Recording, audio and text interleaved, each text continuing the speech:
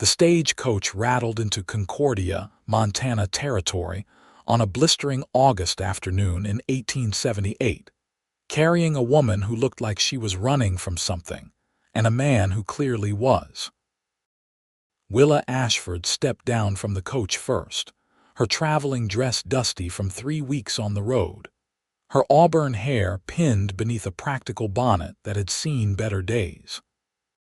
She was 22 years old, and heading toward a marriage she had arranged through letters with a rancher named Thomas Garrett, a man she had never met in person, but who promised security and respectability. Behind her came her younger brother Wesley, just 19, with watchful eyes that never stopped scanning the street and a holstered revolver that he kept checking like some men checked their pocket watches. The main street of Concordia was wide and lined with false-fronted buildings that seemed to lean toward each other like gossiping neighbors. A general store, a saloon, a small hotel, a sheriff's office, and various other establishments competed for attention beneath the relentless Montana sun. Willa could feel eyes on her immediately. A woman traveling alone with only a young man for company was unusual enough, but there was something about Wesley that drew attention. The way he moved with a careful wariness that suggested trouble followed close behind. "We need to find the hotel," Willa said quietly, adjusting her grip on her small traveling bag. "Thomas is supposed to meet us there this evening." Wesley nodded but said nothing, his jaw tight. Willa knew that look. Her brother was afraid, though he would never admit it. 3 months ago, back in Missouri, Wesley had gotten mixed up with the wrong people. A gambling debt had turned into something worse when he had been caught trying to steal money from a man who turned out to be connected to a notorious gang. Wesley had managed to escape before things turned deadly, but the gang had made it clear they would find him. That was when Willa had proposed they both leave Missouri entirely, and when Thomas Garrett's letters had seemed like Providence itself. They crossed the street toward the Concordia Hotel, their boots kicking up small clouds of dust. Willa noticed a man standing outside the general store, leaning against a post with the easy confidence of someone who belonged exactly where he was. He was tall, probably in his mid-20s, with dark hair visible beneath a worn hat and a face that was sunburned and honest-looking. He wore working clothes, denim pants and a faded blue shirt with the sleeves rolled up to reveal strong forearms. As they passed, his eyes met Willa's for just a moment, and she saw something in them that made her breath catch, a kindness mixed with curiosity. Then Wesley stumbled slightly, and the man's attention shifted to her brother. Willa saw the cowboy's expression change, saw him take in Wesley's nervous energy, and the way his hand kept drifting toward his gun. The cowboy's eyes narrowed, not with hostility exactly, but with the alertness of someone who recognized trouble when he saw it. Inside the hotel, Willa arranged for 2 rooms, using the last of her carefully saved money. The clerk, an older man with spectacles that kept sliding down his nose, informed them that Thomas Garrett had sent word he would arrive by 6 o'clock. That gave them 2 hours.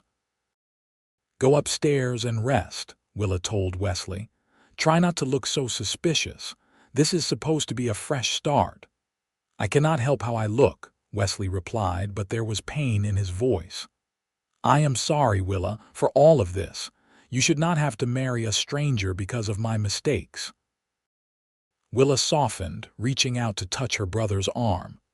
"We are family. That means we take care of each other. Thomas seems like a good man from his letters. This might turn out well for both of us." Wesley nodded but did not look convinced.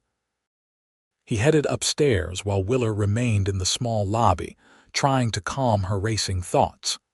She was about to meet the man she had agreed to marry, a man who knew nothing about Wesley's troubles. In her letters, she had mentioned she had a younger brother, but she had been vague about the details, saying only that he needed a fresh start in a new place. Thomas had agreed easily, writing that he had a large ranch and could always use another hand. The door to the hotel opened and the cowboy from the street walked in. Up close, Willa could see he had gray eyes that seemed to notice everything, a straight nose that had been broken at least once, and a mouth that looked like it smiled easily, though he was not smiling now. He removed his hat politely when he saw her. "Afternoon, miss," he said. His voice was deep and carried a slight drawl that suggested he was originally from further south. "I am looking for the clerk." "He stepped into the back," Willa replied. "I am sure he will return shortly." The cowboy nodded, then seemed to hesitate. "Forgive me for being forward, but I could not help noticing you and your companion arriving earlier. You are new to Concordia." "We are," Willa said carefully. "I am meeting my intended here. We are to be married." Something flickered in the cowboy's eyes, though Willa could not identify what it was. Disappointment, perhaps, but that made no sense. "Thomas Garrett?" the cowboy asked. Willa felt a jolt of surprise. "You know him?" "I do." "Tom is a good man, runs a solid operation about 8 miles outside of town. Works hard, treats his men fair." The cowboy paused. "He has not mentioned he was expecting a bride, though we do not talk as much as we used to since I moved to the Anderson spread. My name is Asher Owens. Willa Ashford." She did not offer her hand, conscious of propriety, but she met his gaze steadily. "And my brother Wesley arrived with me." "The young man with the nervous trigger finger," Asher said, and his tone was gentle but pointed. Willa felt her defenses rise. "My brother is not a danger to anyone here. He simply needs a chance to start over." Asher studied her for a long moment, and Willa had the uncomfortable sense that he could see straight through her carefully constructed explanations.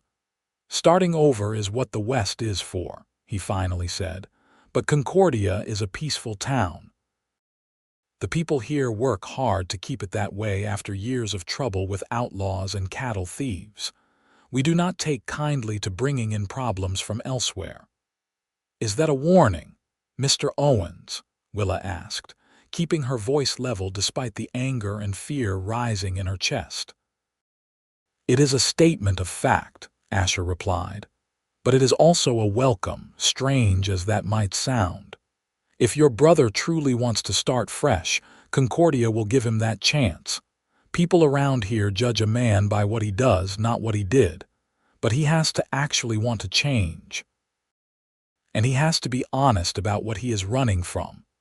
Before Willa could respond, the clerk returned, and Asher turned his attention to arranging the delivery of some supplies to the Anderson ranch where he worked. Willa stood there, her mind whirling. She should be offended by Asher's presumption, his implication that Wesley was trouble. But instead, she found herself thinking about his words, about the way he had spoken with concern rather than condemnation. When Asher finished his business, he turned back to her. "Tell Tom that Asher Owens says congratulations. He is getting a brave woman, I can see that much already. Traveling all this way, taking care of family, that takes courage." He put his hat back on and tipped it to her before walking out. Willa stood in the empty lobby, her heart beating faster than it should, telling herself it was anxiety about meeting Thomas and nothing at all to do with the gray-eyed cowboy who had just left. Thomas Garrett arrived precisely at 6 o'clock. He was 43 years old, exactly as he had stated in his letters, with thinning brown hair and a weather-beaten face that suggested a life spent outdoors. He was not an ugly man, nor particularly handsome, but he had kind eyes and a gentle voice when he greeted Willa in the hotel lobby. He wore clean clothes that had been pressed with obvious care, and he held a small bouquet of wildflowers that were already wilting in the heat. "Miss Ashford," he said, and there was genuine pleasure in his voice. "You are even prettier than I imagined from your description." Willa had not described herself as pretty in her letters, only practical details about her height and coloring, but she appreciated the compliment. "Mr. Garrett, thank you for the flowers. They are lovely." They sat in the lobby, and Thomas talked nervously about his ranch, the house he had built himself, the cattle he was raising, the hopes he had for the future. He was earnest and hardworking, and Willa could see that he was genuinely trying to impress her, to make her feel comfortable about the enormous step she was taking. When Wesley finally came downstairs, Thomas greeted him with enthusiasm. "So you are the brother. Willa mentioned you in her letters. I hope you are prepared for hard work, young man. Ranch life is not easy, but it is honest." Wesley shook Thomas's hand and managed a smile that almost looked genuine. "I appreciate you giving me this opportunity, sir. I will not let you down." Thomas clapped Wesley on the shoulder. "We will get along fine. I have been needing another hand, especially someone young and strong. There is plenty of work for everyone." They had dinner together at the hotel restaurant, and Thomas continued to talk, filling the awkward silences with stories about Concordia and the surrounding area. He mentioned the Anderson Ranch where Asher Owens worked, describing it as one of the most successful operations in the region, run by a man named Jacob Anderson, who had built up his holdings through shrewd business sense and fair dealing. "Asher Owens is one of Anderson's top men," Thomas said. "Started as a regular ranch hand about 5 years ago and worked his way up. He has a reputation for being tough but fair, good with horses, better with cattle, and someone you want on your side if trouble comes calling." Willa found herself paying more attention than she should. "He came to the hotel earlier," she said, keeping her voice casual. "He seemed observant." Thomas laughed. "That is Asher. Not much gets past him, but he is a good man. Helped me out more than once when I was getting started with my place." He paused, his expression growing more serious. "He also knows what it is like to need a second chance." "What do you mean?" Wesley asked, speaking up for the first time. Thomas glanced around the restaurant, then lowered his voice.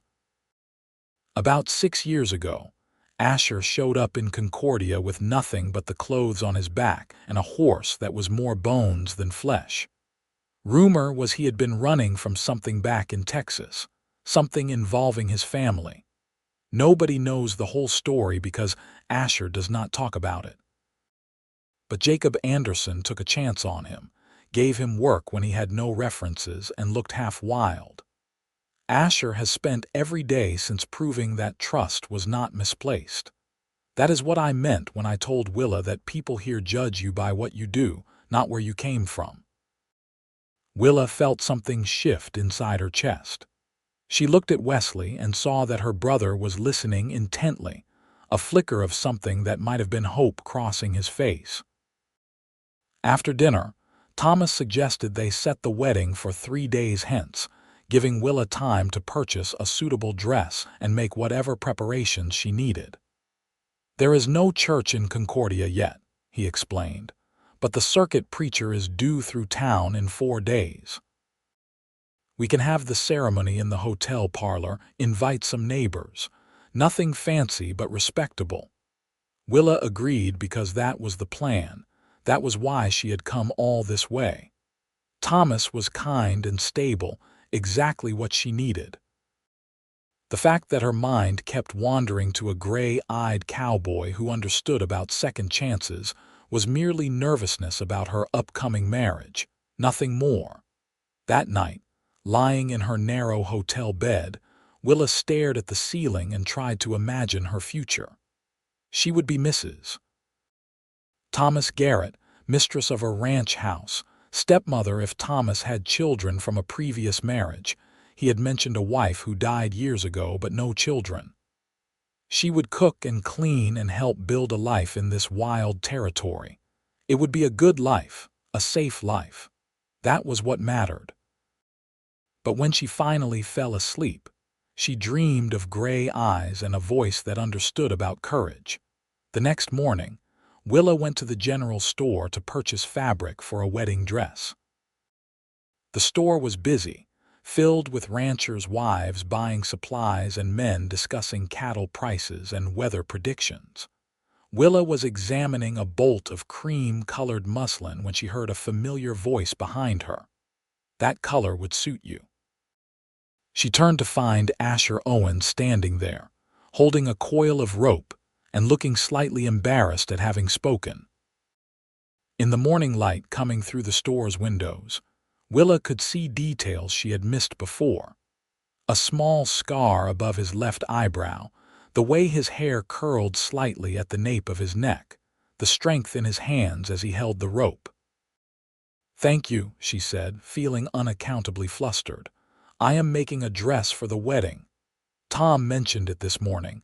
We ran into each other at the feed store." Asher paused, then said, "I hope you will be happy here."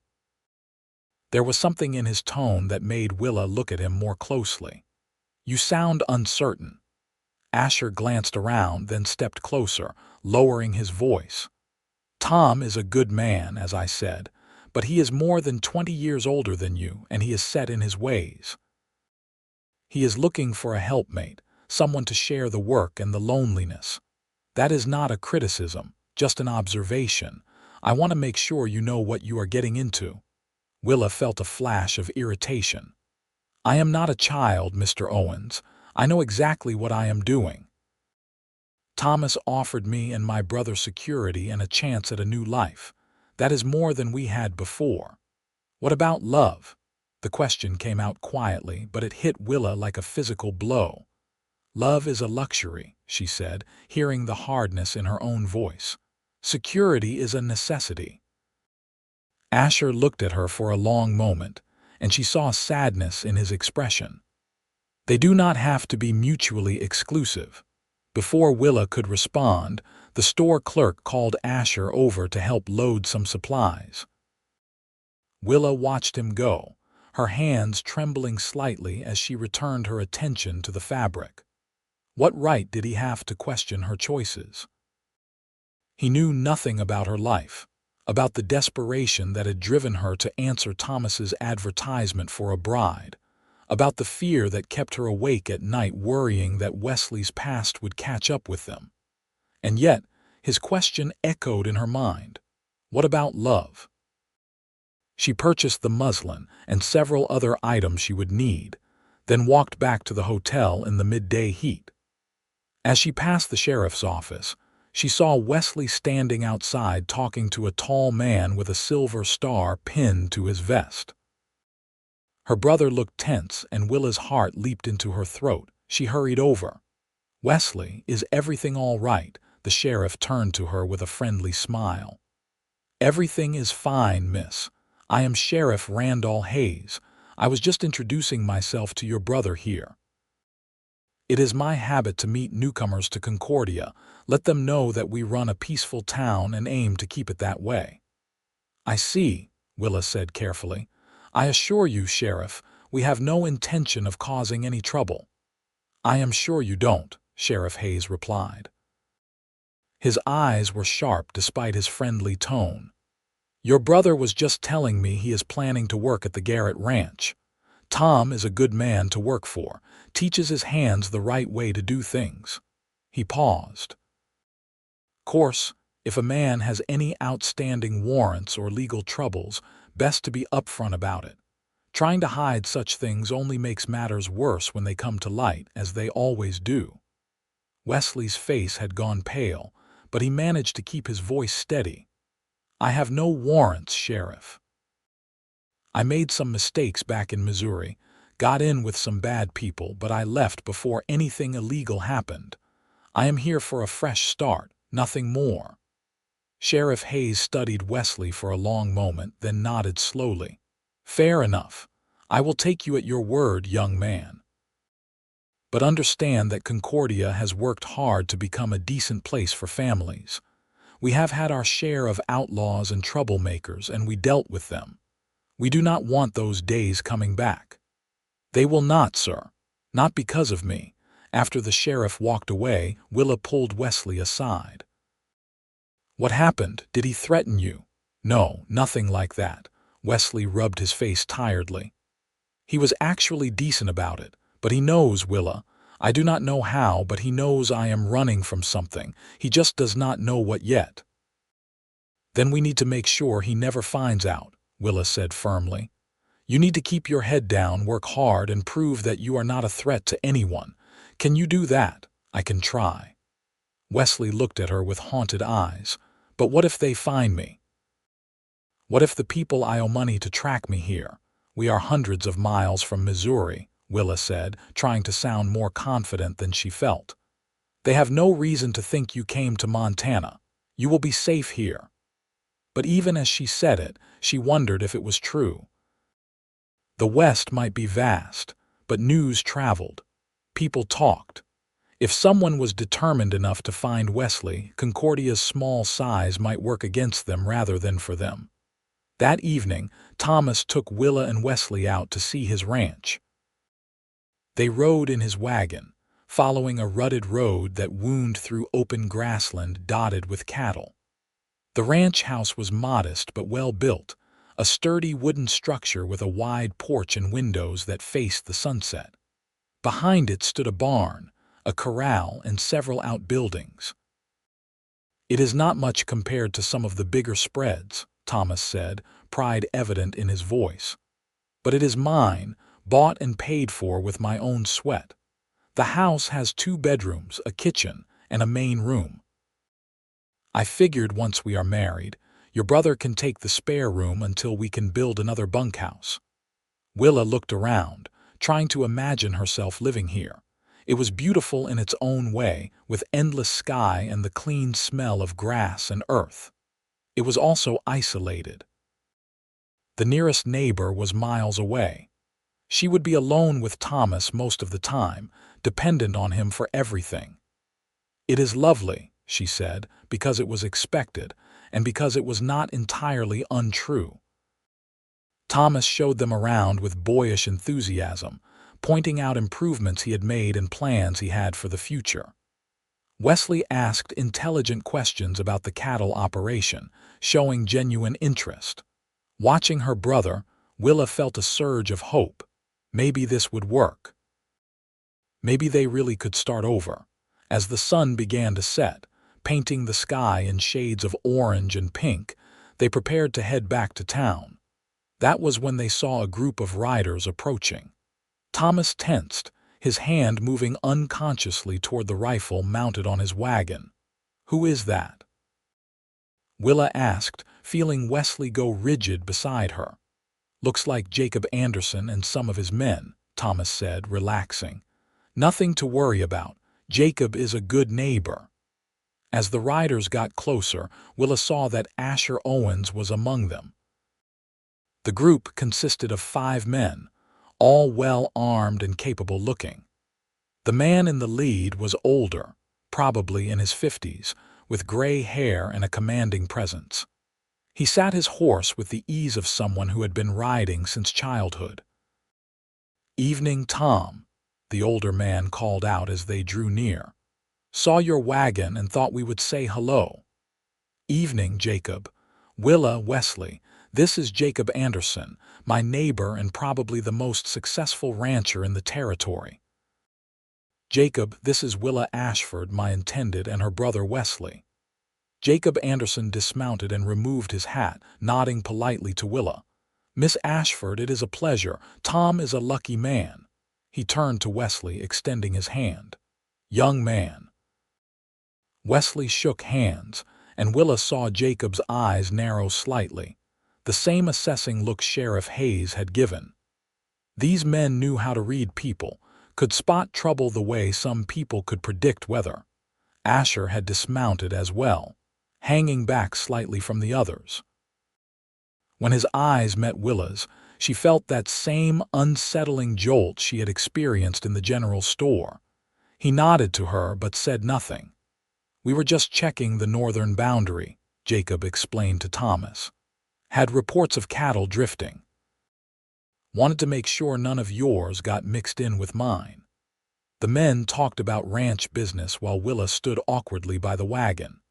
She noticed Asher watching Wesley with an expression that was hard to read. Not hostile exactly, but intensely curious. Finally, Asher walked over to where Wesley stood apart from the group. "You know much about cattle?" Asher asked. Wesley shook his head. "No, sir. I am from the city originally, but I am a fast learner." "City, huh? What brings you all the way out to Montana Territory?" Willa saw her brother's jaw tighten, looking for a fresh start, better opportunities. "There is that phrase again," Asher said quietly. "Funny how often I hear it out here, usually from men who are running from something." He held up a hand when Wesley started to protest. "Not judging.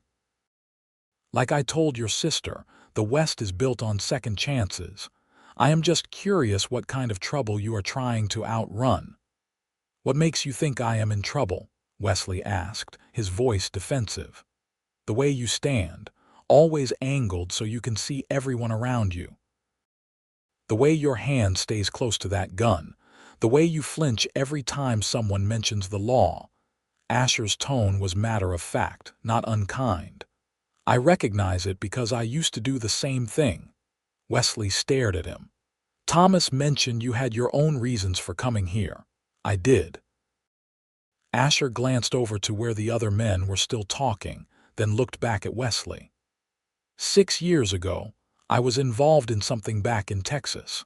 Not my doing, but I was there, and when things went bad, I was the convenient scapegoat. My own father testified against me to save his business reputation. I was looking at years in prison for something I did not do, so I ran. Came here, took a job with Jacob, and spent every day since proving I was more than my worst moment. "Did it work?" Wesley asked quietly. "Still working on it," Asher admitted. "Probably will be for the rest of my life. But here is the thing I learned. Running only works if you stop eventually. You have to plant yourself somewhere, face whatever comes, and build something real. Otherwise, you are just delaying the inevitable." Before Wesley could respond, Jacob called out that they needed to move on. Asher nodded to Wesley and Willa, then mounted his horse. As the group rode off, Willa found herself watching until they disappeared into the gathering dusk. "Interesting fellow, that Asher," Thomas commented as they climbed back into the wagon. "Known him for years now, and he is still something of a mystery, but reliable as sunrise." The ride back to Concordia was quiet, each of them lost in their own thoughts. Willa kept replaying Asher's words to Wesley, the understanding in his voice when he talked about second chances. She also kept thinking about what Thomas had said at dinner the previous night, that Asher knew what it was like to need another chance. There was something in that shared experience that made her feel less alone, even though she barely knew the man. The next 2 days passed in a blur of wedding preparations. Willa sewed her dress with help from the hotel keeper's wife, a kind woman named Martha who took Willa under her wing and filled her in on local gossip. Thomas came to town each day to check on them, bringing small gifts, a jar of honey from his bees, fresh eggs, wildflowers. He was trying hard to court her even though their marriage was essentially a business arrangement, and Willa appreciated the effort. Wesley spent his time exploring Concordia, getting to know the town where they would be living. He came back each evening with stories about the people he had met: the blacksmith who had trained in Philadelphia, the doctor who had served in the Union Army, the Chinese family who ran a laundry and faced discrimination, but persevered anyway. Concordia was a mix of people all trying to build something in the vast Montana territory, all carrying their own stories of why they had come west. On the evening before the wedding, Willa stood on the hotel porch watching the sunset. She was nervous, not about Thomas exactly, but about the finality of what she was about to do. Once she married him, there would be no going back. Her life would be set on a course she could not change. Having second thoughts, she turned to find Asher standing at the bottom of the porch steps. He must have just arrived in town, his clothes dusty from riding. Just thinking, Willa said. Asher climbed the steps and stood beside her, both of them looking out at the street. It is not too late to change your mind, you know, if this is not what you want. And what would I do instead? Willa asked, not bothering to hide the bitterness in her voice. I have no money, no prospects, and a brother who needs protection. Thomas is offering both of us a home. That matters more than whatever doubts I might have. Does it? Asher turned to look at her, and the intensity in his eyes made Willa's breath catch. Willa, I know we barely know each other. I know I have no right to say this, but I have seen marriages of convenience before. I have seen what happens when two people try to build a life based on practicality instead of connection. It is not fair to either party. Life is not fair, Willa shot back. I learned that when my parents died and left me with nothing but a teenage brother to raise. I learned it when Wesley got into trouble and our only option was to run. I am doing what I have to do to survive. Not all of us have the luxury of waiting for love. Who says you have to wait? The question hung in the air between them, loaded with meaning. Willa stared at him, her heart pounding. What are you saying? Asher ran a hand through his hair, looking frustrated and uncertain in a way that made him seem younger. I am saying that I have not been able to stop thinking about you since you stepped off that stagecoach. I am saying that when Tom mentioned he was getting married, I felt something I had no right to feel. I am saying that maybe, if you are looking for a practical arrangement, you should consider other options. You are asking me to marry you instead. Willa could barely believe what she was hearing. I am saying I would like the chance to court you properly, to see if there could be something real between us. Asher took a step closer. I do not have as much to offer as Tom. I work for Jacob Anderson, live in the bunkhouse, have some savings but nothing substantial, but I am closer to your age. I understand about family and second chances, and I feel something when I look at you, something I have not felt in years, something that feels like hope. Willa wanted to say yes. The realization shocked her. She had known this man for 3 days, had spoken to him perhaps a dozen times, and yet the thought of being with him instead of Thomas made her feel alive in a way she had almost forgotten was possible, but reality crashed back in. I cannot, she whispered. I gave Thomas my word. He has made arrangements, spent money on the wedding, told people. I cannot humiliate him like that, even if it means spending the rest of your life with the wrong man. How do I know you are the right man? Willa asked, tears stinging her eyes. How do I know this is not just infatuation that will fade as soon as the novelty wears off? At least with Thomas, I know what I am getting. He has been honest about his expectations. He wants a partner to help run his ranch, someone to share the work and the quiet evenings. That is something I can do. Asher looked like he wanted to argue more, but then his shoulders sagged. You are right. I am sorry. I should not have said anything. You made a commitment and you are honoring it. That speaks to your character. He paused. I just hope you find some happiness in it. He turned to go, but Willa reached out and caught his arm. Asher, wait. When he looked back, she said, thank you for caring enough to say something, for making me feel, even for a moment, like I had a choice. I will remember that. They stood there for a long moment, Asher's arm warm beneath her hand, the Montana evening settling around them like a benediction. Then he gently pulled away and walked down the steps, disappearing into the shadows between buildings. Willa sank down onto a porch chair, her whole body shaking. What had just happened? In the space of a few minutes, her carefully constructed plans had been thrown into chaos. She tried to imagine marrying Asher instead, building a life with him, and the picture that formed in her mind was so vivid and appealing it hurt, but she had given her word to Thomas. More importantly, Thomas had agreed to take in Wesley, to give him work and a chance to prove himself. If she broke off the engagement now, where would that leave her brother? Would Asher be willing to take on that responsibility? And even if he was, did she have the right to ask it of him when they barely knew each other? Wesley found her there an hour later, still sitting in the dark. "Willa, are you all right?" She forced a smile. "Just nervous about tomorrow." Her brother sat down beside her. "You do not have to do this, you know. We could find another way." "There is no other way," Willa said firmly. "This is what is best for both of us. Thomas is a good man. I will make it work." But that night, lying in bed, she could not stop thinking about gray eyes and a voice that understood about hope. The wedding took place the next afternoon in the hotel parlor, which Martha had decorated with wildflowers and ribbon. The circuit preacher, a jovial man named Reverend Michaels, performed the ceremony. Thomas wore his best suit and stood straight and proud. Willa wore her cream-colored dress and tried to focus on the words being spoken, on the commitment she was making. Wesley stood as her witness, his young face solemn. A few of Thomas's neighbors attended, along with Martha and the hotel clerk. Sheriff Hayes was there too, which made Wesley nervous, though the lawman seemed genuinely pleased to see a wedding.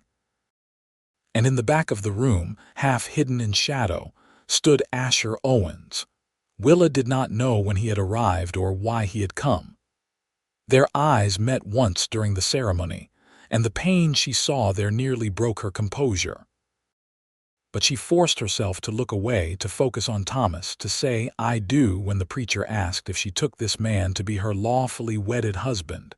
When Thomas kissed her, it was gentle and respectful, the kiss of a man who was grateful and hopeful. When Willa opened her eyes, Asher was gone. The small reception afterward was pleasant enough. People congratulated them, offered advice, shared stories about their own marriages. Thomas kept his arm around Willa's waist, not possessively but proudly, introducing her as "my wife" with real joy in his voice. Willa smiled until her face hurt and accepted good wishes from strangers who were now her neighbors. When it was finally time to leave for the ranch, Willa changed into traveling clothes and said goodbye to the hotel room that had been her home for the past few days. Wesley would ride out with them, bringing his few belongings to start his new life as a ranch hand. The ride to the ranch was quiet. Thomas seemed content with silence, occasionally pointing out landmarks or mentioning neighbors' properties. Wesley stared out at the landscape, his expression unreadable. Willa tried to feel something other than numb resignation. The ranch house looked different in the late afternoon light, more isolated than she remembered. Thomas helped her down from the wagon with careful courtesy. "Welcome home, Mrs. Garrett." Mrs. Garrett. That was who she was now. She had to make peace with it. Inside, the house was clean but sparse, furnished with handmade furniture and practical items. Thomas showed her around, pointing out where things were kept, apologizing for the lack of feminine touches. "I am sure you will want to make changes," he said. "Fix it up the way you like. I am not particular about such things." He showed Wesley to the spare bedroom, explaining that work started at dawn and there was always plenty to do.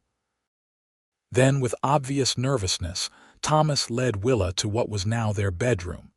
He stood in the doorway, looking uncomfortable. "Willa, I want you to know, I do not expect anything tonight, or any night until you are ready. I know this is all very sudden, that we are essentially strangers. I am hoping we can build toward being proper husband and wife, but there is no rush." Willa felt a rush of gratitude for his consideration. "Thank you, Thomas. I appreciate that." He nodded, looking relieved. "I will sleep out in the main room tonight, give you some privacy to settle in. Tomorrow we can start figuring out how to live together." After he left, Willa sat on the edge of the bed and finally allowed herself to cry. She cried for her lost independence, for the life she might have had, for the man she had sent away. She cried until she was empty, and then she washed her face, unpacked her belongings, and tried to accept her new reality. The next few weeks developed into a routine. Willa woke before dawn to make breakfast for Thomas and Wesley. The men worked all day, mending fences, tending cattle, handling the endless tasks that ranch life demanded. Willa cleaned, cooked, tended a small garden, and tried to make the house feel like a home. In the evenings, they ate dinner together, Thomas sharing stories about the day's work, Wesley gradually relaxing into his new role. Thomas was kind to her, considerate in ways that made her feel guilty for not being able to return his growing affection. He brought her small gifts, complimented her cooking, asked her opinion on ranch decisions. He was trying to make her happy, and she appreciated it even if she could not fully reciprocate. Wesley was thriving. The outdoor work was hardening his soft city body into muscle and tan. He was learning quickly, and Thomas often praised his progress. Slowly, the haunted look was leaving her brother's eyes, replaced by something that looked almost like peace. Willa should have been happy. She was safe, fed, protected. Thomas was proving to be exactly what she had hoped, a decent man who treated her well. So why did she lie awake at night feeling like she had made a terrible mistake? About a month after the wedding, Thomas mentioned that Jacob Anderson was hosting a harvest celebration at his ranch, inviting all the neighboring spreads. "It has become something of a tradition," Thomas explained. "Good food, music, dancing. A chance for everyone to socialize before winter sets in. I would like to go, show you off to the community as my wife." Willa agreed because she had no reason to refuse. The celebration was held on a Sunday afternoon, and they dressed in their best clothes and made the trip to the Anderson Ranch. The place was far larger than Thomas's spread, with multiple buildings and corrals. Dozens of people were already there when they arrived. Families spread out across the yard, children running between the adults, men discussing business while women shared recipes and gossip. Jacob Anderson greeted them warmly, introducing Willa to his wife Martha, a woman with silver hair and intelligent eyes who immediately made Willa feel welcome. "It is good to have another ranch wife in the area," Martha said. "We women have to stick together out here." Willa was talking with Martha and several other women when she saw him. Asher stood near the barn, helping to set up tables for food. He wore clean clothes and had obviously shaved that morning, and when he laughed at something another man said, Willa felt her heart constrict. She had not seen him since the wedding. Thomas had mentioned once that Asher had taken on additional responsibilities at the Anderson Ranch and was being considered for a foreman position. Beyond that, she knew nothing about his life over the past month. She had tried not to think about him, tried to focus on building a marriage with Thomas. But now, seeing him across the yard, all those carefully buried feelings came rushing back. As if sensing her gaze, Asher looked up. Their eyes met, and time seemed to stop. Then someone called his name, breaking the spell, and he turned away. The afternoon passed in a blur of introductions and conversations. Thomas was in his element, clearly popular among the other ranchers. Wesley had made friends among the younger ranch hands and was engaged in a spirited horse racing discussion. Willa smiled and nodded and played the role of dutiful wife. When the music started, Thomas led her out for a dance. He was not graceful, but he was earnest, and Willa let him guide her through the steps. Other couples joined them, the yard transforming into an impromptu dance floor. As they turned, Willa caught glimpses of Asher dancing with a young woman she did not recognize, a pretty blonde who laughed at something he said. Willa felt a stab of jealousy so intense it took her breath away. She had no right to feel that way. She was married to another man. Asher was free to dance with whoever he wanted, to court whoever he chose. But knowing that did not make it hurt any less. When the dance ended, Thomas was pulled into a conversation about cattle prices, and Willa found herself alone near the food tables. She was filling a plate she did not want when a familiar voice spoke behind her. "How is married life treating you?" She turned to find Asher standing there, 2 cups of punch in his hands. He offered her one, and she took it automatically. "It is fine," she said, hating how formal she sounded. "Thomas is very kind." "That is not what I asked." Asher's gray eyes searched her face. "Are you happy, Willa?" She wanted to lie to tell him she was blissfully content, but something in his expression made it impossible. "I am adjusting, making the best of things." That is a sad way to describe a marriage. It is an honest way. Willa took a sip of the punch, needing something to do with her hands. "Who was that woman you were dancing with?" A small smile played at the corners of Asher's mouth. "Her name is Sarah Brennan. Her father owns the spread east of here. She is very nice.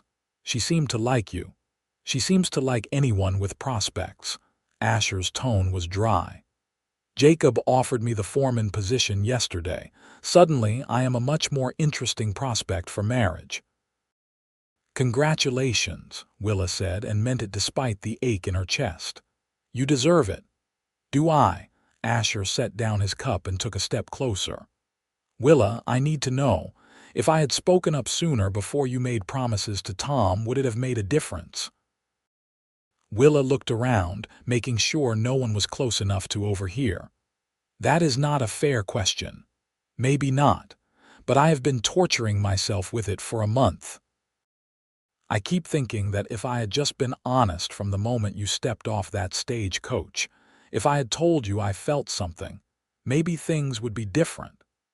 Or maybe I still would have chosen Thomas because he could offer security for both me and Wesley."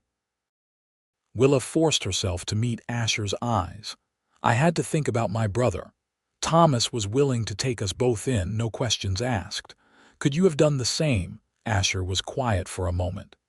"Yes," he finally said. "I would have found a way. Jacob would have given Wesley work. We could have made it happen." "But you did not offer that at the time," Willa pointed out, her voice shaking. "You told me I had other options, but you did not spell out what those options were. You left me to guess, to wonder, and by then it was too late. I had already given my word." "You are right." Asher looked away, jaw tight. "I was a coward. I should have been clearer. I should have fought for you instead of just stepping aside like a gentleman." "It is too late now anyway," Willa said softly. "I am married. Thomas is my husband. Whatever might have been between us does not matter anymore. Doesn't it?" Asher looked back at her, and the intensity in his gaze made Willa's knees weak. "Because from where I am standing, it matters a great deal. It matters every time I see you. It matters every time I think about you living with another man, building a life that should have been ours." "Asher, please." Willa felt tears threatening. "Do not make this harder than it already is." He took a deep breath, visibly pulling himself together. "You are right. I am sorry. I should not have said any of that. You are Thomas's wife, and I need to respect that." He paused. "I should probably stay away from you. It is the right thing to do." "Probably," Willa agreed, even though the thought of not seeing him felt unbearable. They stood there in tense silence, the music and laughter swirling around them but feeling a world away. Then Thomas called Willa's name, and the moment shattered. Asher stepped back, putting proper distance between them, and Willa went to her husband's side. The rest of the celebration passed in a haze. Willa barely tasted the food, barely heard the conversations. When it was finally time to go home, she felt exhausted in a way that had nothing to do with physical tiredness. On the ride back, Thomas was cheerful, talking about the people they had met and the business contacts he had made. Wesley sat in the back of the wagon, quiet but seemingly content. Willa nodded at appropriate moments but said little. That night, after Wesley had gone to bed and Thomas had settled on his makeshift bed in the main room, he still had not pressed for conjugal rights, for which Willa was grateful. She lay in the dark and tried to sort through her tangled emotions. She cared about Thomas. He was good to her, good to Wesley. He deserved a wife who could love him fully, who could give him the companionship and affection he clearly craved. But Willa could not seem to get there, not when every time she closed her eyes, she saw Asher's face. This could not continue. She had made her choice, and she needed to commit to it fully. Pining after a man she could not have was unfair to everyone involved, especially Thomas, who had done nothing wrong. Over the following weeks, Willa threw herself into being the best wife she could be. She learned Thomas's preferences, kept the house spotless, prepared his favorite meals. She listened to his stories with genuine interest, offered advice on ranch matters, and tried to show appreciation for all he provided. Thomas noticed the change and responded with increased warmth. He began to talk about the future, about expanding the ranch, maybe buying more land. He talked about children, carefully and hopefully, saying he would understand if she was not ready yet, but that he would like to be a father someday. Willa tried to imagine having Thomas's children, tried to picture herself growing old with him. The picture was clear enough, respectable and secure. So why did it feel so empty? Meanwhile, Wesley was settling into ranch life with an ease that surprised both him and Willa. He was good with animals, patient and gentle in a way that worked well with skittish horses and stubborn cattle. Thomas praised him constantly, saying he had a real future as a rancher if he wanted it. One evening about 2 months after the wedding, Wesley helped Willa with the dishes while Thomas worked on accounts at the kitchen table. "I have been thinking," Wesley said quietly. "Once I have saved enough money, maybe I should look into getting my own place someday. A small spread, nothing fancy. Thomas says there is good land available to the north." Willa smiled, feeling genuinely happy for the first time in weeks. "That sounds wonderful, Wesley. You have worked so hard. You deserve to build something of your own." "I could not have done any of this without you," Wesley said, his voice thick with emotion. "You sacrificed everything for me, Willa. I will never forget that." After Wesley went to bed, Thomas came up behind Willa where she stood at the sink. He put his hands gently on her shoulders. "You have made such a difference here," he said softly. "The house feels like a real home now. I am so glad you agreed to marry me." Willa turned to face him, seeing the affection in his eyes, the hope. He was a good man. She needed to try harder. "Thomas, I think we should try to have a real marriage in every way." His eyes widened. "Are you sure? I do not want to rush you." "I am sure," Willa said, even though her heart was screaming that she was not sure at all. "You have been so patient. You deserve a proper wife." That night, Willa let Thomas into their bedroom. He was gentle and considerate, and if Willa closed her eyes and thought of gray eyes instead of brown, if she imagined different hands touching her, well, that was her secret to carry. Afterwards, Thomas held her and talked about his hopes for their future, and Willa told herself that this was her life now. She needed to accept it, but acceptance proved harder than she expected. As fall deepened into winter, Willa found herself increasingly restless. She had everything she had thought she wanted: security, a home, a husband who treated her well. Wesley was thriving, no longer looking over his shoulder in fear. By all measures, her plan had succeeded, so why did she feel like she was slowly dying inside? Thomas noticed something was wrong. He tried to cheer her, bringing her small gifts from town, suggesting they take a trip to Helena in the spring, asking if she wanted to redecorate the house. Willa appreciated his efforts, but they could not touch the deep sadness that had settled over her. December brought the first serious snowstorm, and the ranch work became focused on survival, keeping the animals fed and sheltered, staying warm, waiting out the long Montana winter. The isolation became more pronounced, sometimes days passing between visits to town or seeing neighbors. It was during one of these snowbound periods that everything changed. Willa was in the kitchen preparing dinner when she heard horses outside, unusual in the heavy snow. Thomas and Wesley were in the barn doing evening chores. She looked out the window and felt her blood run cold. 4 men sat on horses in front of the house. Even from a distance, even through the falling snow, she could see they were rough-looking, dressed in long coats and armed with multiple weapons. These were not neighbors stopping by for a friendly visit. One of them dismounted and walked up to the front door. He did not knock, just pushed it open like he owned the place. Willa backed away, her hand reaching for the rifle Thomas kept by the door, but the man was faster. He pointed his own gun at her. "Now, that is not very hospitable, madam," he said. He was probably in his 40s with a scarred face and cold eyes. "We are just looking for a young man, fella by the name of Wesley Ashford. Heard he might be around these parts." Willa's heart was hammering so hard she thought it might burst from her chest. "I do not know anyone by that name." The man's smile was ugly. "That is funny, because we have it on good authority that Wesley Ashford came to Montana with his sister, a woman named Willa who married a rancher named Thomas Garrett. So either you are a remarkable coincidence, or you are lying to me." The other 3 men had entered the house now, spreading out, clearly experienced at intimidation. One of them went to the window that faced the barn. "2 men coming from the outbuilding, boss." "Good, bring them in." Willa wanted to scream a warning, but it was too late. Thomas and Wesley entered the house and immediately found themselves facing drawn guns. Thomas stepped protectively in front of Wesley, his face hard. "What is this about?" Thomas demanded.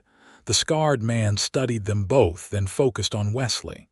"Well, well, you led us on quite the chase, boy. All the way from Missouri to the middle of nowhere, Montana. That is impressive." Wesley's face had gone white. "I do not have your money. I told you that before I left." "Oh, we know you do not have it. We figured that out pretty quick. But see, the people I work for, they do not like being made to look like fools. You stole from them, boy, or tried to anyway. That requires a response." "He did not steal anything," Willa said, finding her voice. "It was a misunderstanding. He made a mistake, but he did not actually take any money." "Attempted theft is still theft in our book, madam." The scarred man's smile never reached his eyes. "We have been tracking your brother for months, cost us a lot of time and money. That creates a debt that needs to be paid." "How much?" Thomas asked quietly. "How much does he owe?" The scarred man named a figure that made Willa's stomach drop.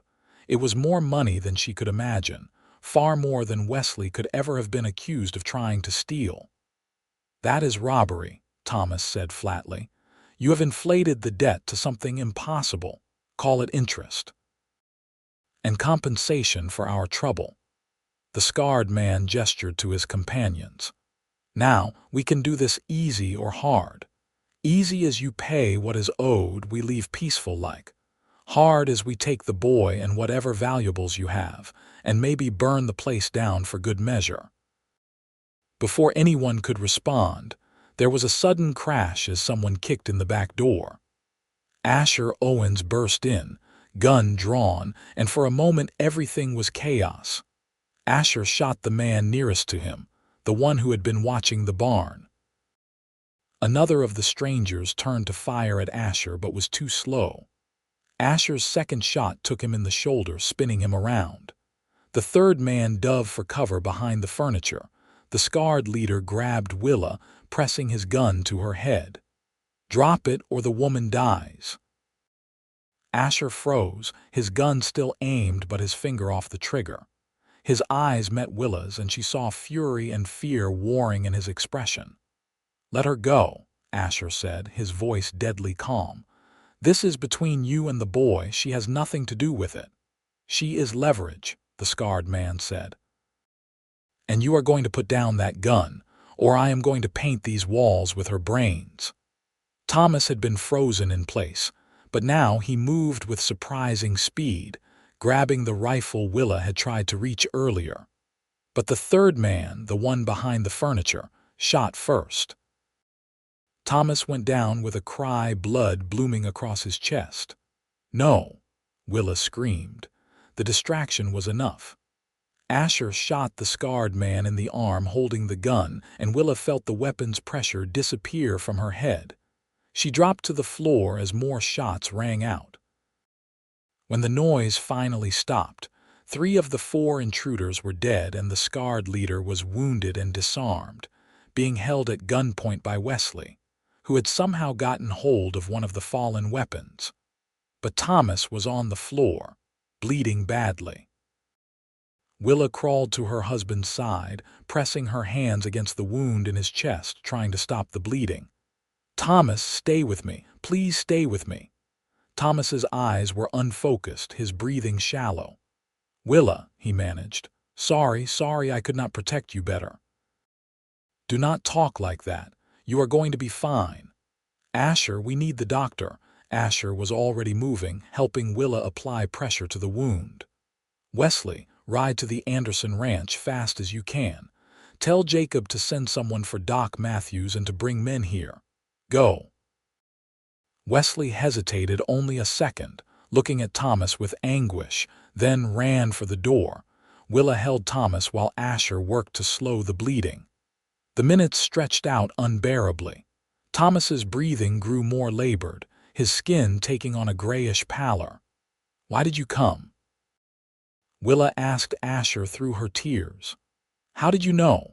"Saw strangers in town asking questions about a young man from Missouri and his sister," Asher said, not looking up from his work. "Remembered what you said about Wesley needing a fresh start. Put it together and rode here as fast as I could." His jaw clenched. "Should have been faster."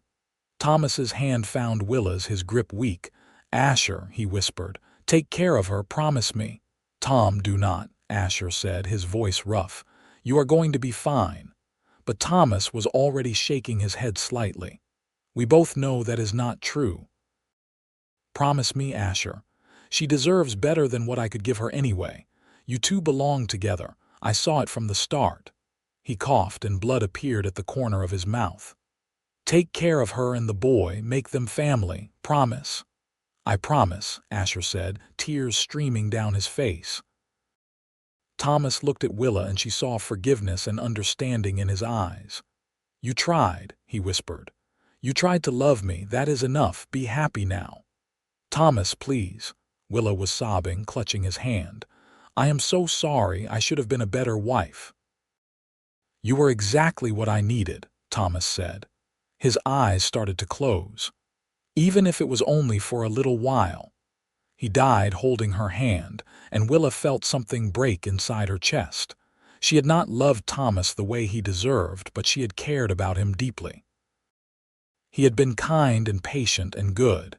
And now he was gone because of her brother's mistakes, because of choices Willa had made. Asher pulled her away from Thomas's body, holding her while she cried. The wounded intruder was still conscious, watching them with hatred. "You killed them," the scarred man rasped. "My men. You are going to pay for that."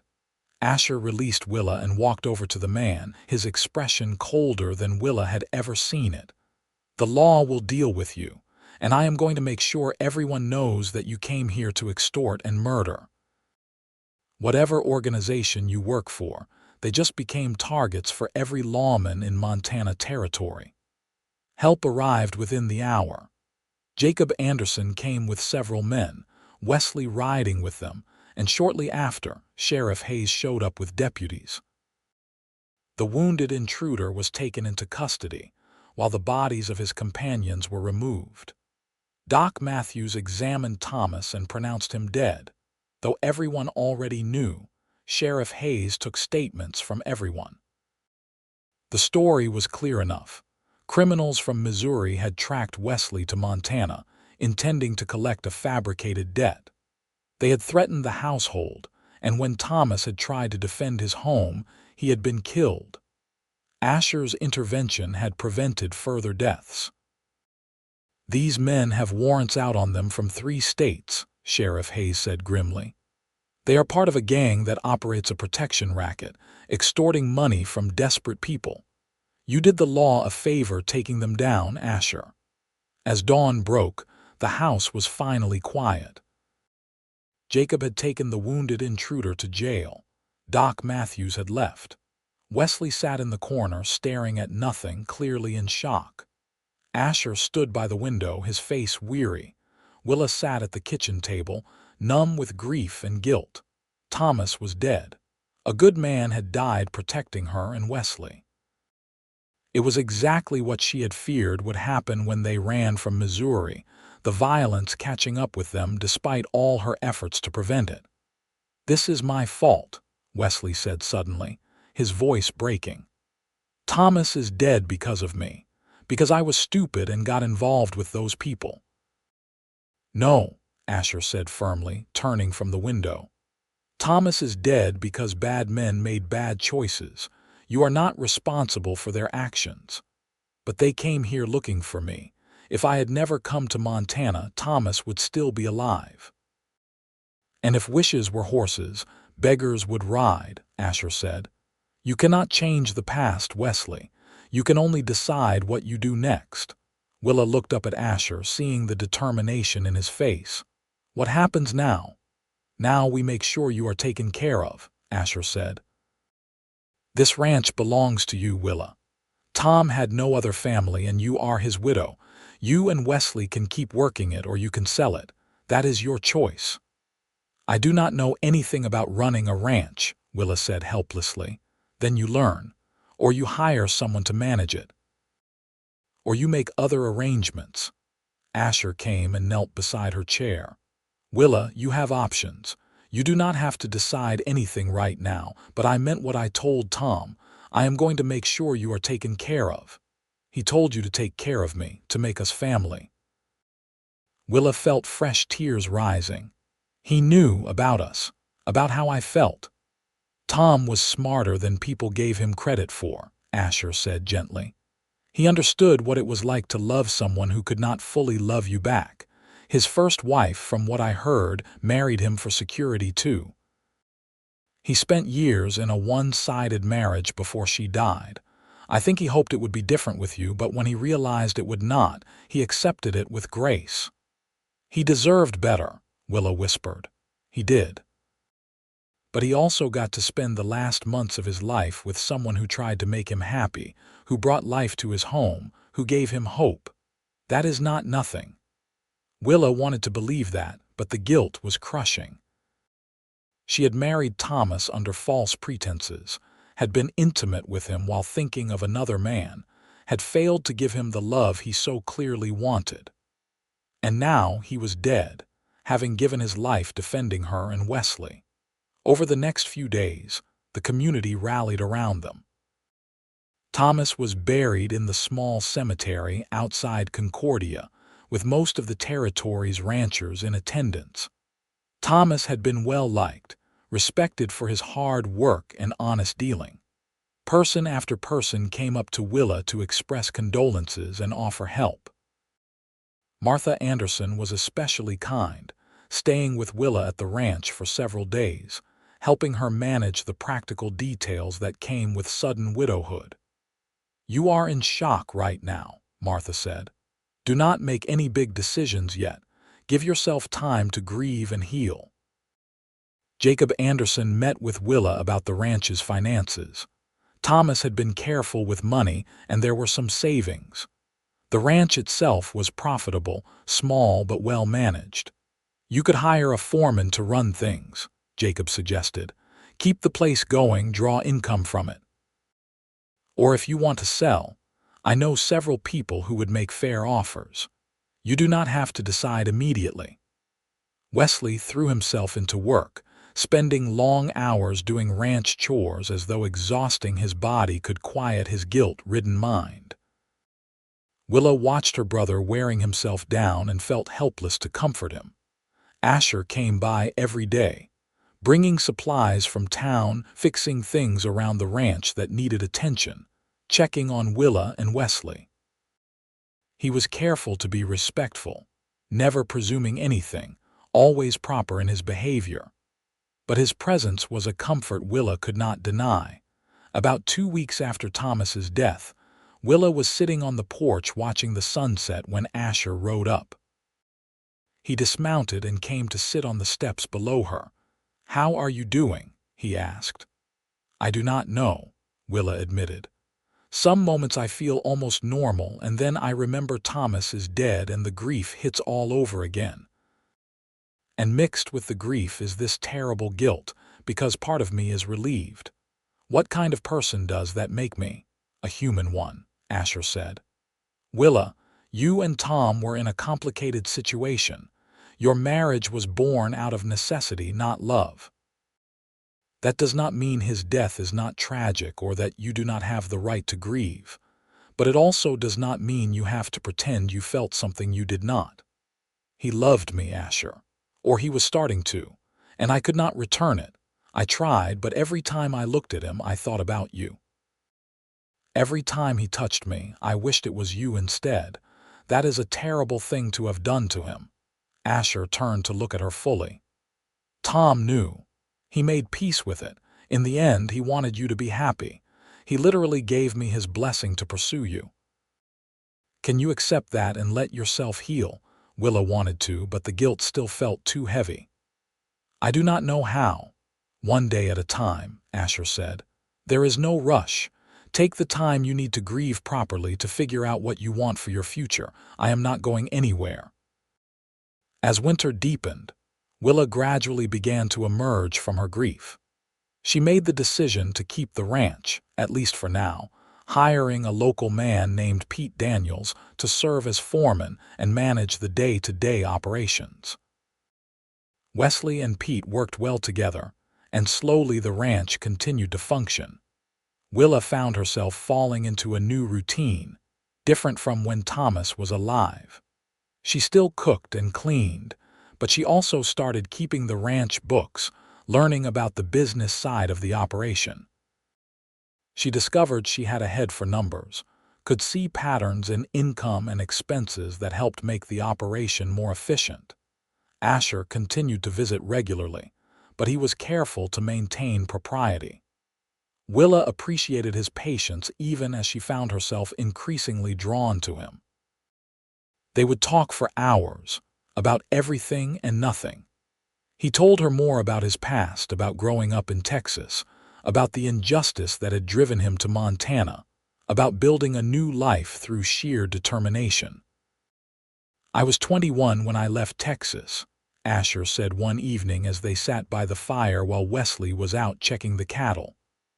"My father owned a freight company, reasonably successful. I worked for him, learning the business. Then one of his partners was caught embezzling. My father, to save the company and his own reputation, claimed I was involved. He testified against me in court, said I had been helping the partner steal." "But you had not," Willa asked, though she already knew the answer. "I had no idea what was happening. But the evidence my father manufactured was convincing. I was looking at 5 years in prison." Asher's jaw tightened. "The night before I was supposed to report to serve my sentence, my mother came to me. She was the only one who believed I was innocent. She gave me money and told me to run, to disappear and build a new life. So I did. You ever think about going back, clearing your name?" "Sometimes. But too much time has passed. The company is gone now anyway. My father died 3 years ago. Going back would serve no purpose except to stir up old accusations. Better to keep moving forward." He looked at her. "That is what I meant when I told Wesley that running only works if you stop eventually. I stopped here in Montana. I made peace with never being able to go home to Texas.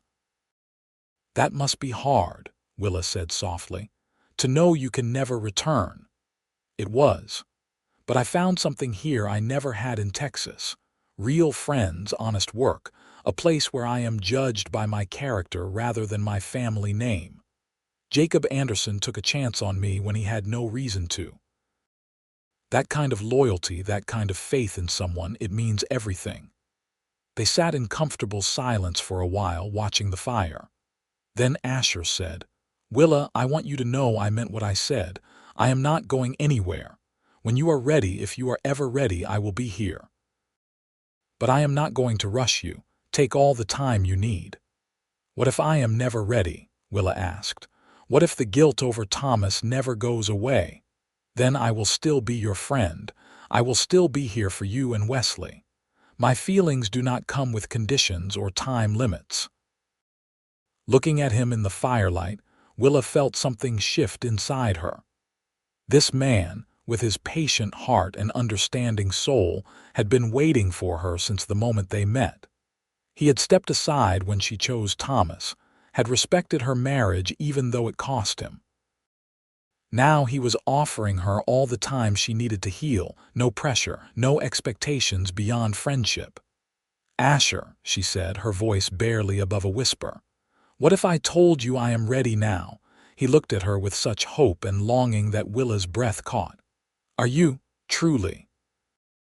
"Because I will not have you coming to me out of guilt or obligation or loneliness.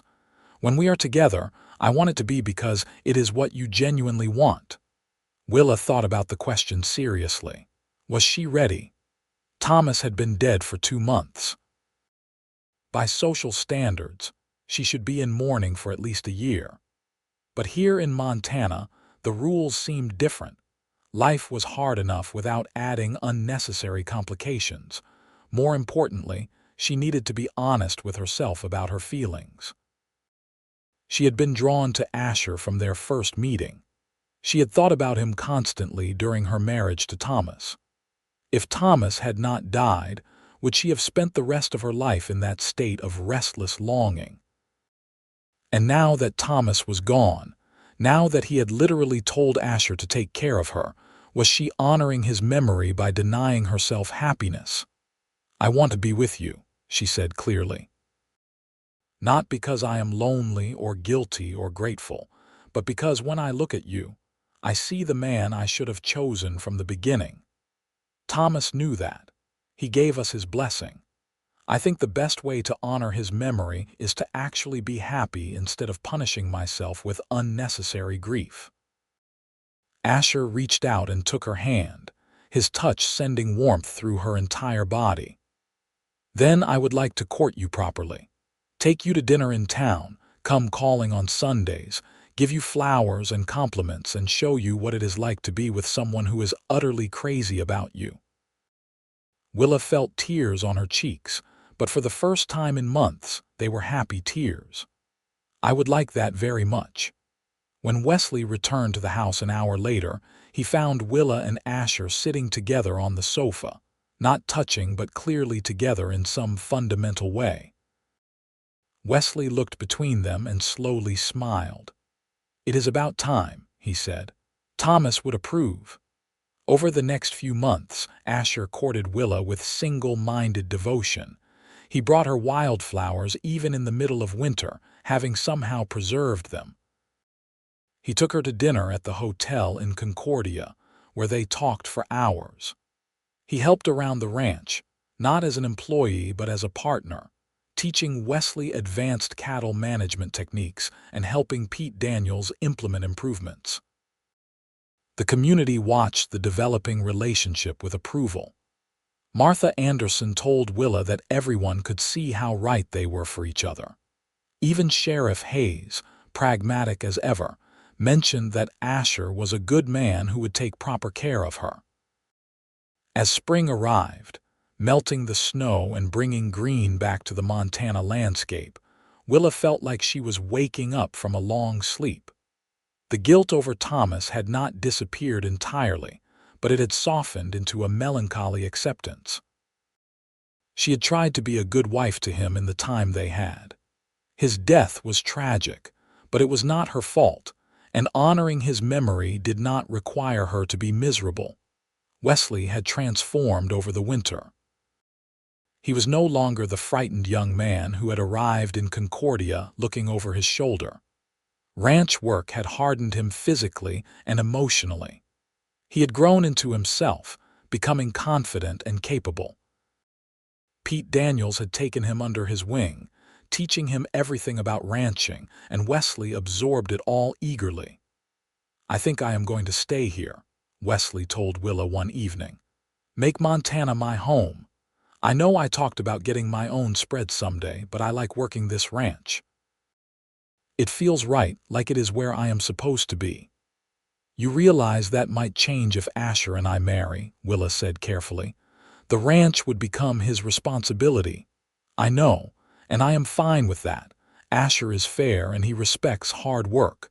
Besides, you two belong together. Everyone can see it." In June, almost a year after Willa had first arrived in Concordia, Asher proposed.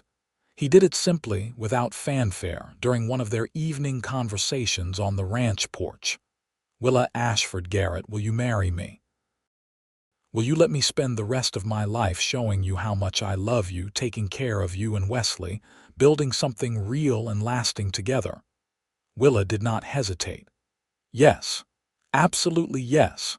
They were married in August, exactly 1 year after Willa had married Thomas. This time, the wedding was in the church that had been built during the intervening year, and it was filled with friends and neighbors who had become family. Wesley stood as Asher's best man, smiling with genuine happiness. Martha Anderson cried through the entire ceremony. When the preacher pronounced them husband and wife and Asher kissed her, Willa felt complete in a way she never had before. This was right. This was what love was supposed to feel like. After the wedding, they held a celebration at the Anderson Ranch. There was dancing and music and food. Willa wore a blue dress instead of white, acknowledging that this was a second marriage for her, but she felt more like a bride than she had the first time. "Are you happy?" Asher asked as they danced, holding her close. "Happier than I ever imagined possible," Willa replied honestly. "Thank you for waiting for me. Thank you for understanding." "I would have waited forever," Asher said simply. "You are worth any amount of patience." They spent their wedding night at the ranch that was now theirs together. The bedroom that Willa had shared with Thomas had been redecorated, made into something new that belonged to her and Asher rather than carrying ghosts of the past. When Asher made love to her, it was different from anything Willa had experienced. There was passion but also tenderness, urgency but also patience. He took his time, learning what she liked, showing her pleasures she had not known existed. Afterwards, lying in his arms, Willa felt truly content for the first time in her life. The years that followed were good ones. Asher proved to be an excellent rancher, expanding the operation while maintaining the solid foundation Thomas had built. He gave Thomas credit for the ranch's success, making sure everyone knew that he was building on another man's work rather than taking credit himself. Wesley became Asher's right-hand man, the two of them working together to make the ranch one of the most successful in the territory. Wesley also started courting a young woman named Elizabeth Porter, the daughter of the local blacksmith, and their romance blossomed into a solid relationship. Willa found herself pregnant within the first year of her marriage to Asher. She gave birth to a healthy baby boy they named Thomas, after the man who had brought her to Montana and given his blessing for their love. When she held little Thomas in her arms, with Asher sitting beside her looking awed and terrified and overjoyed, Willa felt the last remnants of guilt fall away. The first Thomas would have approved of this, she knew. He would have wanted his name carried forward by a child born from real love. 2 years later, they had a daughter they named Martha, after Martha Anderson, who had been such a good friend to Willa. Then came another son, Henry, named for no one in particular but loved just as fiercely. The ranch continued to thrive. Wesley married Elizabeth in a beautiful ceremony, and they built their own home on the edge of the property. When Elizabeth became pregnant, Willa cried with joy at the thought of her children growing up with cousins. On their 5th wedding anniversary, Asher took Willa back to the spot where they had first had a real conversation, outside the hotel in Concordia. The town had grown substantially, adding new businesses and families. But some things remained the same. "You remember standing here 5 years ago?" Asher asked. "You had just arrived in town, about to marry a man you had never met, trying to protect your brother and build a new life." "I remember," Willa said. "I also remember a cowboy who looked at me with understanding and made me question all my careful plans." "Do you ever regret how things worked out?" Asher asked. "The path we took to get here was not easy. Tom died. You were put through terrible grief." Willa thought about the question seriously. "I regret that Thomas died. I regret that he did not get to see the ranch succeed the way it has. But I cannot regret the path that brought us together, because it also brought us Wesley's redemption, our children, this life we have built. Thomas played a crucial part in that. Without him, I never would have come to Montana. You and I never would have met. He was a bridge to our happiness, and I honor that." Asher pulled her close. "You are remarkably wise, Mrs. Owens." "I had good teachers," Willa replied. "A man who showed me that security could come without love, and another man who showed me that love could provide its own security." They stood there watching the sunset, the same sunset they had watched countless times before, but it never got old.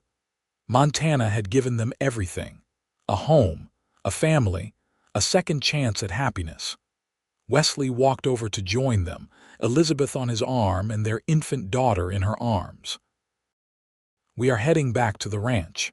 "Coming in a minute," Asher said. "We are just appreciating the view." But he was not looking at the sunset. He was looking at Willa, and the love in his eyes was so clear and strong that she felt it like a physical warmth. As they finally turned to walk back to their horses, back to the ranch that was theirs, back to the life they had built together, Willa reflected on how far they had all come. She had arrived in Concordia running from danger, desperately seeking security through a marriage to a stranger. That decision had set in motion a series of events that included tragedy and loss, but also love and redemption. Thomas Garrett had been a good man who had given her shelter when she needed it most. His death had been a terrible price to pay, but his final act had been to give her and Asher his blessing, to acknowledge that sometimes love mattered more than duty. Wesley had transformed from a frightened young man running from his mistakes into a confident rancher building his own family. The second chance Montana had offered him had not been easy or without cost, but he had seized it and made something worthwhile of his life. And Asher, patient and devoted, had waited for her, understanding that some things were worth the wait. He had honored her first marriage while making clear his own feelings, and when the time was right, he had claimed her heart completely. Now, as they rode home together under the vast Montana sky, surrounded by family and heading toward a house filled with children's laughter, Willa understood something fundamental. Family was not just about blood. It was about the people who stood by you, who gave you second chances, who loved you through mistakes and grief and uncertainty. Thomas had been family, even if their marriage had not been a love match. Wesley was family, the brother she had sacrificed for and who had ultimately made good on that sacrifice. And Asher was family, her partner in every sense, the man she would grow old beside. This was what Thomas had meant in his final moments when he told Asher to make them family. Not just through marriage, but through the harder work of building genuine connection, of forgiving past mistakes, of creating something that would last beyond any one person's lifetime. Years continued to pass, each one bringing its own challenges and joys. The children grew, strong and healthy in the Montana air. Young Thomas showed an early aptitude for ranching, following Asher around and asking endless questions. Martha was clever and curious, always reading any book she could get her hands on. Henry was still small but already showing signs of having his mother's determination. Wesley and Elizabeth's family grew as well, eventually numbering 4 children who played with Asher and Willa's children, as though they were siblings rather than cousins. The ranch expanded to accommodate both families, with Wesley taking over management of a section they developed specifically for horse breeding, a venture that proved highly profitable. The territory changed too. Montana became a state in 1889, bringing new opportunities and challenges. Concordia grew from a small town into a proper community with schools, churches, and businesses. The wild frontier slowly gave way to civilization, though the essential character of the place remained. Hardworking people building lives in a demanding but beautiful land. Asher and Willa became pillars of the community. They helped establish the local school, with Willa serving on the board and ensuring all children had access to education. Asher worked with other ranchers to improve breeding stock and implement better grazing practices. Together, they embodied what Montana represented: hard work, fair dealing, and the fundamental belief that people deserved second chances. On their 10th anniversary, Martha Anderson organized a celebration that brought together everyone who had been part of their journey. The party was held at the Anderson Ranch, now run by Martha and Jacob's son since Jacob had retired. Friends came from across the territory, some traveling for days. Sheriff Hayes, now gray-haired but still sharp, gave a toast. I remember when Willa Ashford stepped off that stagecoach with her brother, both of them looking like they were running from something. In a way, they were. Running from mistakes, from danger, from a past that did not hold much hope. But what they were really doing was running toward something better. Toward community, toward family, toward the kind of life that makes Montana great. Here is to 10 more years and beyond. Everyone raised their glasses, and Willa felt tears of happiness in her eyes. She looked around at the gathering. Wesley and Elizabeth laughing with friends, the children playing together, Asher standing beside her with his hand on her waist, Martha Anderson beaming with pride at having brought them all together. This was her life. Not the life she had imagined when she left Missouri, not the life she had tried to build with Thomas, but something better than she had dared to hope for. A life built on genuine love, on family in all its forms, on the principle that everyone deserved a chance to start over. As the party continued into the evening, Willa found a quiet moment alone with Asher. They stood under the stars, the sounds of celebration drifting from the barn where people were dancing. "Thank you," Willa said softly. "For what?" Asher asked, genuinely confused. "For seeing me. For waiting for me. For loving me even when I belonged to someone else. For understanding about Wesley and second chances. For building this life with me." Asher turned to face her, taking both her hands in his. "Willa, you have thanked me at least 100 times over the years for various things. But you need to understand something. I am the one who should be grateful. You gave me a reason to be better, to work harder, to believe in something beyond just surviving. You and Wesley and our children, you are my second chance. You are the family I lost in Texas and never thought I would have again." They kissed under the Montana stars, the same stars that had witnessed their first meeting, their complicated courtship, their marriage, and all the years since. The same stars that had seen Thomas Garrett's sacrifice and Wesley's transformation, and the birth of a family that was bound by choice as much as by blood. The years continued their steady march. Young Thomas grew into a tall, serious young man who took ranching seriously and showed signs of being an even better cattleman than his father. Martha developed a love of teaching and eventually opened her own small school in Concordia, educating the children of ranchers and townspeople alike.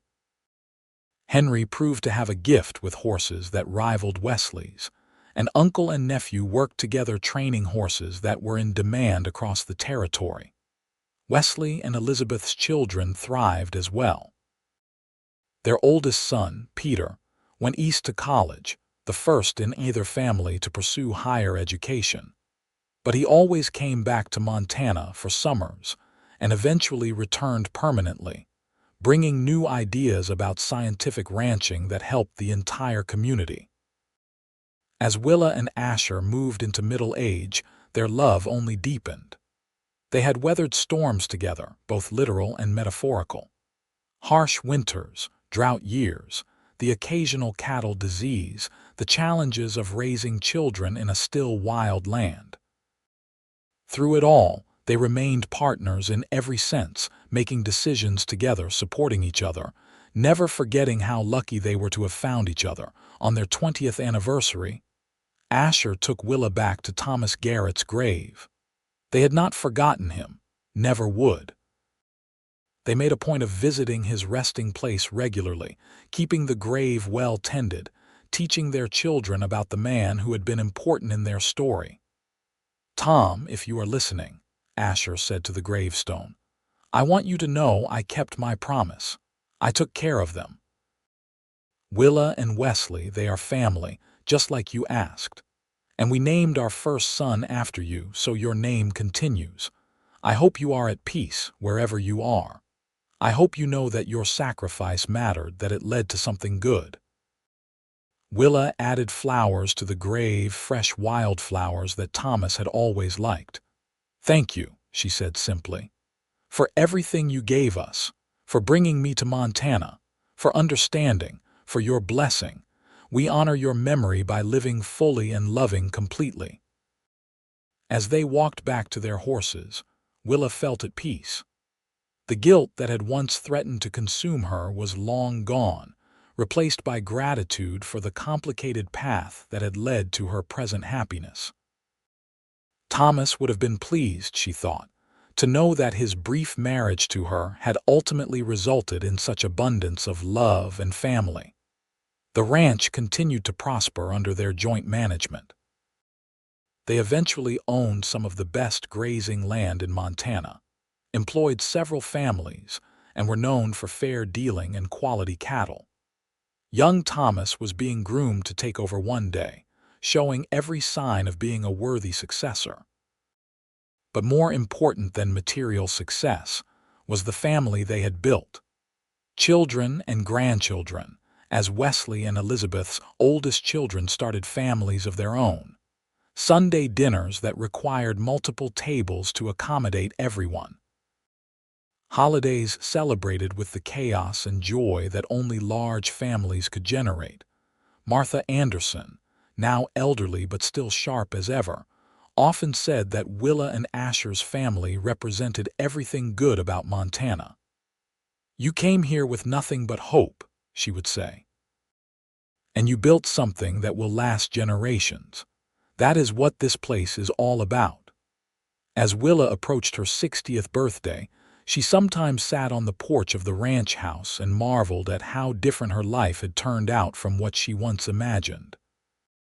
If someone had told that frightened young woman stepping off the stagecoach in Concordia that she would end up here, surrounded by family and prosperity and deep abiding love, she would not have believed it. The path had not been easy. It had required sacrifice and courage and the willingness to accept second chances, both for herself and for others. Thomas's death would always be a sorrow, but it had also been a beginning in its own way, the final clearing of obstacles that had prevented her from being with Asher. Wesley, now in his early 50s, had become a respected member of the community. His past troubles in Missouri were long forgotten, or at least forgiven. He had proven through decades of honest work that he was more than his worst mistakes. His children were being raised with the values of hard work and integrity, and Wesley made sure they understood how lucky they were to have the opportunities he had almost squandered. On a warm summer evening, the extended family gathered for a celebration of Willa and Asher's 25th wedding anniversary. Tables were set up in the yard, laden with food. Children ran everywhere, the youngest generation barely aware of the history that had made their existence possible. Wesley stood to give a toast. 25 years ago, my sister married the man she should have married from the beginning. I know that sounds harsh, given Thomas's memory, but it is true, and I think Thomas would agree. He brought Willa to Montana, gave us both a chance when we desperately needed one. But Asher, you gave Willa something more, a partnership built on genuine love. You taught me what it means to believe in second chances, not just receiving them but giving them to others. Wesley raised his glass. To Willa and Asher, to family, to Montana, and to the principle that everyone deserves a chance to start over and build something meaningful. May we never forget how we got here and what it cost. The assembled family echoed the toast, glasses clinking, children cheering even though they did not fully understand what was being celebrated. Willa leaned against Asher, feeling his solid presence beside her, and thought about how much had changed and how much had stayed the same. The love she felt for him had only grown over the years, deepening from initial passion into something richer and more complex. They had raised children together, weathered hardships, celebrated triumphs. They had built not just a ranch but a legacy, a family that stretched across generations and would continue long after they were gone.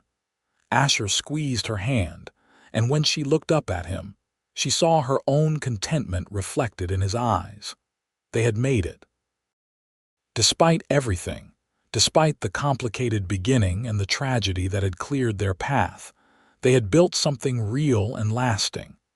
As the sun set over the Montana landscape they both loved, Willa felt profoundly grateful. Grateful for Thomas's sacrifice, for Wesley's redemption, for Asher's patient love, for the community that had embraced them all. But most of all, grateful for the fundamental truth that had guided their entire journey. Family means second chances. It means loving people despite their flaws, forgiving mistakes, and building something together that is stronger than any individual. That night, after the guests had gone home and the children were asleep in various rooms throughout the house, Willa and Asher sat together on their porch, watching the stars emerge. They did not need to talk. After 25 years together, they could communicate in silence, each knowing what the other was thinking and feeling. Willa thought about the frightened young woman she had been, arriving in Concordia with a criminal brother and a desperate plan. She thought about Thomas Garrett, kind and lonely, who had offered her security and paid the ultimate price. She thought about the long journey from that first meeting with Asher to this moment, all the twists and turns that had shaped their path. And she thought about the future, about grandchildren yet to be born, about the ranch continuing under young Thomas's management, about Wesley's legacy being carried forward by his children, about the family they had created through blood and choice, and the simple decision to never give up on each other. "What are you thinking about?" Asher finally asked, breaking the comfortable silence. "Everything," Willa said, "and nothing. Just grateful to be here in this moment with you." "That is exactly what I was thinking," Asher said with a smile. He stood and offered her his hand. "Come to bed, Mrs. Owens. We have 25 more years to celebrate, at least." Willa took his hand and let him pull her up. Together they walked into the house they had made a home, secure in the love they had fought for and won, ready for whatever the future might bring. The Montana stars continued their ancient patterns overhead, witnessing one more chapter in the ongoing story of people who had come west seeking second chances and found instead something far more precious: family, in all its complicated, beautiful, enduring forms. And in the morning, the work would begin again, as it always did, because that was the nature of ranch life and family life and life itself. But they would face it together, as they always had, partners in every sense of the word. The legacy they left behind was not just land or cattle or material wealth. It was the understanding that everyone deserves redemption, that love is worth waiting for, and that family, whether born into or chosen, is the foundation upon which all meaningful life is built. That understanding would be passed down through generations, along with the story of how a bride came with a criminal brother. A cowboy met them both, and together they learned that family means second chances always.